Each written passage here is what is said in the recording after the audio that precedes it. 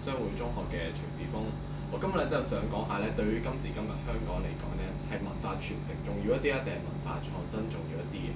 咁我先講結論啦。我覺得喺今時今日香港嘅環境嚟講咧，文化傳承咧係絕對重要過文化創新嘅。咁點解咁講呢？首先俾我哋解釋下乜嘢叫文化啦。咁文化咧，其實係我哋嘅歷史上嘅先人咧，佢哋喺佢哋嘅嗰種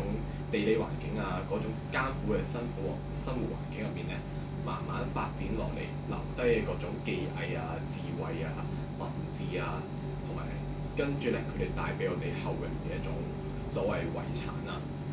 咁我攞翻我哋國家中國嚟作為例子，就例如咧，我哋嘅中華文化咧，其實咧已經有5000年啦，甚至可能更加之多。不過呢個5000年咧係廣義嚟講嘅，其實係文字上嚟講嘅。咁係來自於我哋黃河流域啊，同埋長江甚至係珠江流域嘅結合。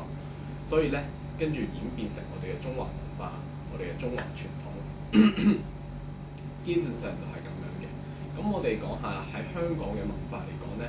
香港其實係中華文化嘅一部分，但係佢同時係非常之獨特嘅。因為香港文化咧，佢匯合咗來自英國西方嘅近100年嚟嘅嗰種文化啦，自從鴉片戰爭之後嘅。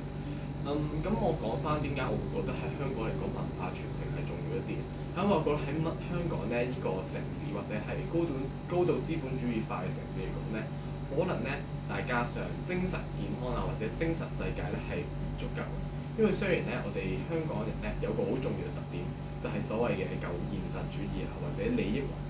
呢種咧，雖然促進咗我哋嘅經濟發展啦，但係咧同時咧亦都令到我哋嘅精神世界咧係有所缺失，甚至係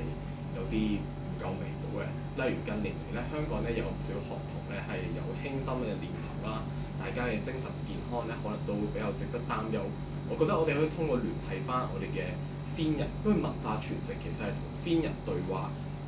聯繫翻我哋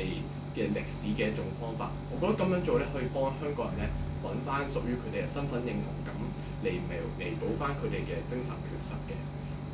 而且我覺得文化傳承咧，唔代表係完全摒棄咗文化革新，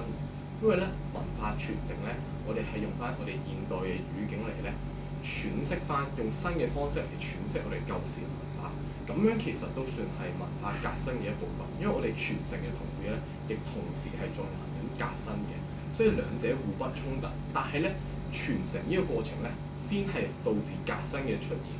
所以咧，我覺得喺香港嘅語境嚟講咧，文化傳承咧係絕對要重要過文化革新嘅，就係咁樣啦。